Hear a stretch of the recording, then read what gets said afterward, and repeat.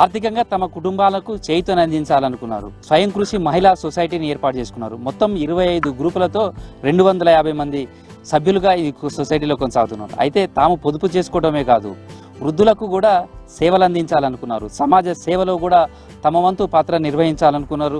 అందుకోసమే ఒక వృద్ధాశ్రమాన్ని కూడా నెలకొల్పారు. దీనికోసం ఎవరినూ అడగలేదు. తాము పొదుపు చేసినటువంటి, తాము ఆర్జిస్తున్నటువంటి లాభాల నుంచే ఈ మహిళా సొసైటీ నుంచే ఈ వృద్ధాశ్రమాన్ని నిర్వహిస్తున్నారు. ప్రస్తుతం ఆ వృద్ధాశ్రమంలో ఎంతమంది వృద్ధులు ఉన్నారు, వాళ్లకు సొసైటీ ఏ విధమైనటువంటి సేవలు అందిస్తుంది తెలుసుకునే ప్రయత్నం చేద్దాం.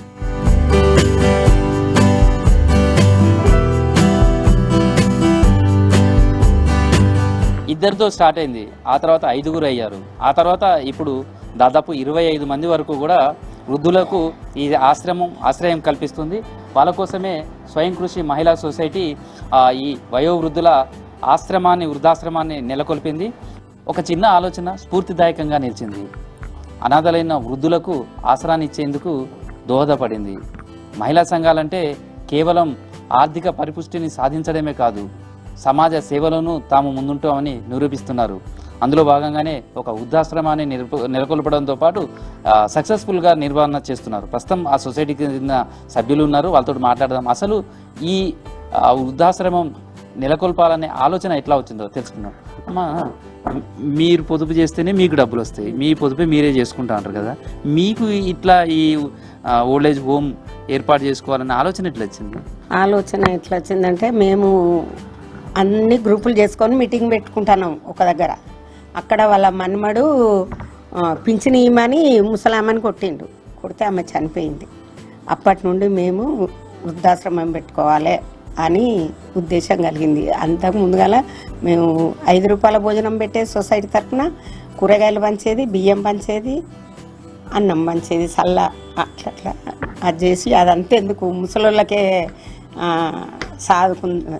అది వృద్ధాశ్రమం పెడదామని ఆలోచన వచ్చింది. వచ్చిన తర్వాత ఒక 10 మందిని అనుకున్నాము, అందరు జారిపోయినరు. 7 మెంబర్స్ ఉన్నారు ఇప్పుడు. అంటే ఫస్ట్ మీరు సొసైటీ పెట్టినప్పుడు, ఇక్కడికి వచ్చినప్పుడు, ఈ ఓల్డేజ్ హోమ్ పెట్టినప్పుడు ఎంతమంది తోటి స్టార్ట్ చేశారు? 5గురితో స్టార్ట్ చేసాం. ఫస్ట్ ఒక 2 వచ్చిన తర్వాత 5గురు, అట్లా 10 మంది. ఇక పోలీసు వాళ్ళకి వెళ్తా అంటే వీళ్ళందరూ తీసుకొచ్చి, ఇక్కడంతా పోలీస్ క్వార్టర్స్ ఉన్నాయి, ఇండ్లు ఉన్నాయి, వాళ్ళందరూ తీసుకొచ్చి ఇక్కడ మాకు తోలిండ్రు. ఎట్లా ఉంటుంది అంటే వాళ్ళకి సంబంధించినటువంటిది వాళ్ళ బాధ్యతలు కానీ అవన్నీ కూడా ఎట్లా చూస్తారు? అంతా సీఓనే అన్నీ చూసుకుంటుంది.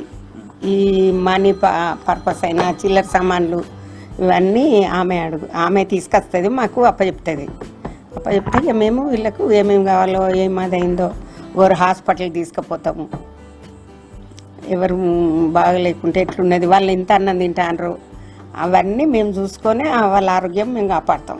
ఇప్పుడు ఈ సొసైటీ కోసం అంటే డబ్బులు ఎట్లా ఖర్చు పెడుతున్నారు? ఈ డబ్బులన్నీ ఎక్కడ మేము డబ్బులు సొసైటీలో 200 రూపాయల పొదుపు చేసుకుంటాం.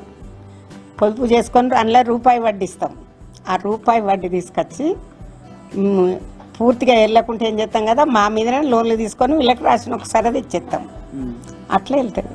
అదే మీరు అంటే ఈ వృద్ధాశ్రమం ఇది పెట్టుకున్నారు కదా, పెట్టినప్పుడు మీ ఇంట్లో వాళ్ళు ఏమన్నారు అంటే, మీ ఆర్థిక పరిస్థితి ఎట్లా ఉంది, మీరు మళ్ళీ వీళ్ళందరినీ పోషించాలి, అప్పుడు ఎట్లా మీరు భారం అనుకోలేదా?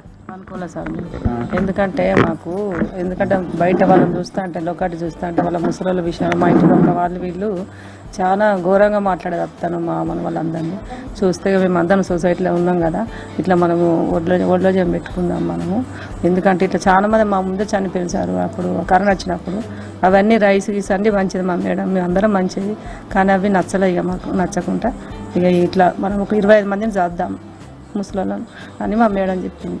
వాళ్ళ కొడుకులు ఉన్న బిడ్డలు ఉన్న ఎవరు వచ్చి చూడరు, వాళ్ళని వదిలేస్తారు, రోడ్ల మీద వదిలేసిపోతారు చాలామంది. ఇక వాళ్ళు ఇప్పుడు రారు ఇక్కడికి, వాళ్ళు చూడడానికి కూడా రారు. ఇక అన్నీ మేమే చూసుకుంటాం, ఎవరు వాషింగ్ బట్టలు వేస్తాం, ఎవరు అది కడుగుతాం, అన్నీ మేమే చూసుకుంటాం. వాళ్ళకి ఏ లోటు లేకుండా చూసుకుంటాం సార్. చెప్తారు కానీ ఇక వాళ్ళు చెప్తా అంటే ఏడుస్తూ ఉంటారు, కానీ ఎక్కువ మేము అవి పట్టించుకోం. అట్లా కాదు, మేము ఉన్నాం కదా, మీకు వాళ్ళ గురించి మీరు ఆలోచించద్దు, మేము ఉన్నాం కదా అని మేము వాళ్ళకు సమాధానం చెప్తాం సార్. వాళ్ళు సంతోషపడతారు అంతే. వాళ్ళని ఏ బాధలు వాళ్ళని పెట్టాను మేము మాట్లాడినాం ఎక్కువ తీసుకోము ఇక వాళ్ళ గురించి చెప్తా అంటే ఆహా ఇట్లనా వద్దు మేము ఉన్నాం కదా నీకు ఏం కావాలో చెప్పు నీకు ఏం కావాలో మాకు మేడం ఏదంటే అది వాళ్ళకు కాదని కూడా తెస్తారు సార్. ప్రతి పండుగకు వాళ్ళకి చీరలు ఎవరికి ఏది కావాలో అన్నీ తెస్తారు ఆమె. వాళ్ళకి లోటే ఉండదు, వాళ్ళ తల్లిదండ్రులు వాళ్ళ అన్నదమ్ముల మీద వాళ్ళు ఎవరు ఉన్నా కూడా వాళ్ళ మీద వాళ్ళకు కొట్టుకోదు. ఇక వాళ్ళు కూడా ఇక రారు సార్, వాళ్ళు కూడా ఎవరు రారు. అమ్మా ఇప్పుడు ఇంత పెద్ద ఆశ్రమం నడపాలంటే కూడా ఖర్చుతోటి కూడుకున్నది. మీరేమో చాలా ఉన్న దాంట్లోనే పొదుపు చేసుకుంటుంది. ఎంత ఖర్చు వస్తుంటుంది? ఆ ఖర్చు చూసినప్పుడల్లా మీరు కూడా సొంతంగా పెట్టుకోవాల్సి వస్తుంటుంది. భారం ఉండదా? మా మేడం పెడుతుంది.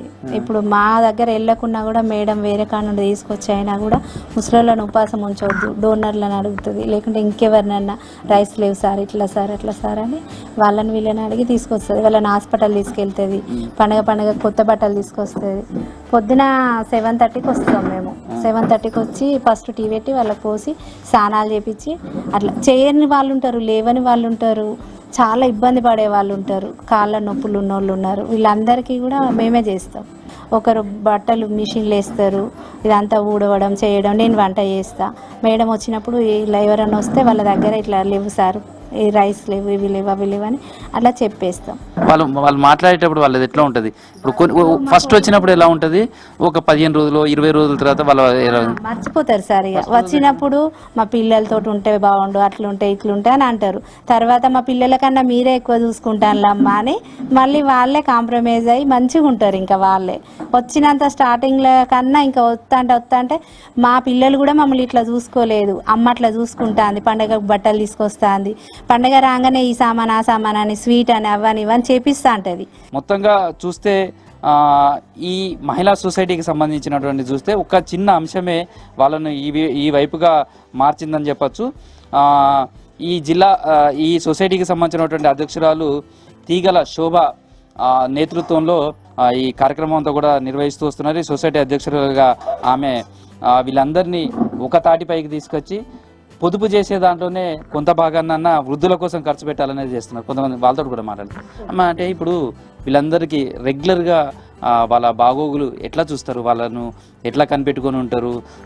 మొత్తం చూస్తే మీ సొసైటీ వాళ్ళే పనిచేస్తున్నారు, మీ డబ్బులే వాళ్ళకి ఖర్చు పెడుతున్నారు. మళ్ళీ వాళ్ళు ఎట్లా వాళ్ళ బాగోగులు ఎట్లా చూస్తారు? ఎట్లా అని అంటే ఇప్పుడు ఒక్కొక్కటి ఒక్కొక్క దగ్గర ఉన్నాం కదా సార్. ఒకరు స్నానాలు చేయించడము, ఒకరు ఫుడ్ చూసుకోవడము, ఒకరు వాళ్ళు ఎట్లా చెప్పినట్టు వింటారా లేదా, వాళ్ళకు ఒకవేళ వాళ్ళకై వాళ్ళు చేసుకోకుంటే మేము దగ్గర ఉండి చేపిస్తాం.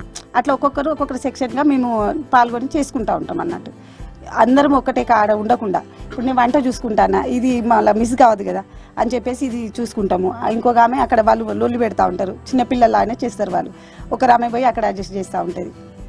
జనరల్గా మీ ఆర్థిక పరిస్థితి ఎట్లా ఉంది? ఇప్పుడు మీరేమో ఉదయం నుంచి 9 నుంచి రాత్రి వరకు ఎన్ని పని చేస్తున్నారు, కానీ ఇదే వర్క్ చేస్తే చాలా చోట్ల వేరే వేతనం కూడా వస్తుంది, కానీ ఇప్పుడు ఇక్కడ ఫ్రీ సర్వీస్ చేస్తున్నారు.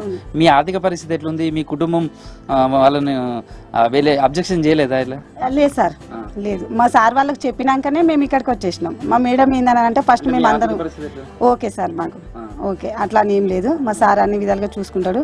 ఎందుకు పోతాను ఏంది అని మాత్రం మమ్మల్ని క్వశ్చన్ చేయడు. ఏ టైంకి పోయినా అంటే మాకు చిన్న చిన్న బిజినెస్లు ఉంటాయి చిన్నగా అట్లా అన్నట్టు, అవి చూసుకుంటే కిరాణా షాప్ ఉంది, అది చూసుకుంటానైనా మా సారు మాకు సపోర్ట్గానే ఉంటాడు. పర్వాలేదు, చిన్నపిల్లలాగా ఉంటారు కదా ముసలు, చూసుకుంటే పర్వాలేదు అని చెప్పి అన్నాడు. అంటేనే మేము ఇంట్లోకి వచ్చేసినాం. మా మేడం చెప్పినట్టు అంటే మేము అందరం కూర్చున్నాం కదా సార్ మీటింగ్లో, ఇట్లా మనం ఇది పెడదాం సొసైటీ తరఫున, ఇట్లా పెడదాం ముసలు అందరు బాధపడతారు కదా అని చెప్పి కరోనా టైంలో డిసిజన్ తీసుకున్నామైంది కదా సార్. అప్పటి నుంచి మేము అందరం ఇష్టపూర్వకంగానే పీ సర్వీస్గా చేస్తున్నాం. ఇక వాళ్ళకి ఏది కావాలన్నా కూడా వాటర్ కానీ ఫుడ్ కానీ అన్నీ చూసుకుంటాం సార్. మేము మంచిగా చిన్నపిల్లల్లాగానే వాళ్ళు ఏం కావాలమ్మా మీకు ఏది తింటారు అదంటే కొన్ని వాటర్ పోయింది బిడ్డ, కొంచెం అన్నం పెట్టాను బిడ్డ అని మాట్లాడతారు. కొంచెం వాళ్ళని చూస్తే సంతోషం అనిపిస్తుంది సార్. ఇంట్లో ఉన్న వాళ్ళము ఇక్కడికి వచ్చి చిన్నపిల్లలు మా పిల్లలే అనే విధానం అనిపిస్తాను సార్ మాకు. వాళ్ళు మీరు ఇంత సర్వీస్ ఇస్తున్నారు కదా, ఇచ్చేటప్పుడు వాళ్ళు ఏమంటారు? ఎప్పుడన్నా ఒకసారి వాళ్ళ కుటుంబ సభ్యులను గుర్తు చేసుకుంటారు, ఎట్లయినా చేసుకున్నప్పుడు మీతోటి కంపేర్ చేసుకుని ఎట్లా మాట్లాడతారు? మంచిగా మాట్లాడతాం సార్. అట్లా వద్దమ్మా మేము మీరున్నారమ్మా, మాకు వాళ్ళ గురించి అవసరమే లేదు, ఇంత మంచిగా చూసుకుంటారు, మీ పిల్లల్లాగా చూసుకుంటారు కదా మమ్మల్ని అని అంటారు సార్. అట్లా అని మాట్లాడతారు, మంచిగా వాళ్ళని సంతోష పెడతాం సార్. హృదయ విదారక సంఘటనలు చూడడం జరిగింది. అప్పుడున్న ప్రభుత్వంలో మాకు 2000 పెన్షన్ అనేది అది శాపమో వరమో మాకైతే అర్థం కాలేదు. కానీ కండ్లు లేని వృద్ధురాలకి అన్నంలో కూరల గిన్నెలో నీళ్లు పోసి ఆమెకు వడ్డించడం జరిగింది. ఒక మన్మడైతే ఆమెను రోడ్డు మీద వదిలేసి ఆ ఫింక్షన్ తీసుకొని మళ్ళీ అదే రోడ్డు మీద ఆమెను అదే భిక్షాటనకు అక్కడే కూర్చుండబెట్టి అదే స్థలంలో ఎందుకు ఇక్కడ కూర్చుంటున్నావు అమ్మ అని అంటే ఆ 2000 మా మనుమడు లేకుంటే కొడతాడు నన్ను అనే ఆలోచనలో ఉన్నప్పుడు ఈ 1 రూపీ ఏదైతే మాకు 1000 రూపాయలు 1200 ఇట్లా మిగులుతున్నాయో వాటి నుండి వృద్ధులకు 5 రూపాయల చొప్పున భోజనం ప్యాకెట్లు మనమే చేద్దాం. ఓన్లీ సీనియర్ సిటిజన్స్ వాళ్ళకి, వృద్ధులకు 60 సంవత్సరాల పైబడులకు 5 రూపాయల భోజనం ప్యాకెట్లు పెడదామన్న ఆలోచనతో మేము రోజు 5 రూపాయల భోజనం ప్యాకెట్లు ఇక్కడ పెట్టేటోళ్ళం. ఎంత తిన్నా వాళ్ళు ఒక ప్యాకెట్ 2 పూటలు తిన్నా 200 ఖర్చు అయితే మిగతా పైసలు వాళ్ళకి మందులకు వీటికి వాటికి అక్కడికి వస్తాయి అన్న ఆలోచనతో మేము అట్లా స్టార్ట్ చేయడం జరిగింది. మరికొందరు కూడా ఇలాంటి సేవా దృక్పథంతో ముందుకు వెళ్లేందుకు వీళ్ళు చేస్తున్నటువంటి సేవే ఒక ఉదాహరణగా చెప్పుకోవచ్చు. మిగతా వాళ్ళు కూడా వీరి సేవలను ఆదర్శంగా తీసుకోవాల్సిన అవసరం అయితే కనిపిస్తుంది. Video journalist Dashrath, Krishnamohan, V6 news, Warangal.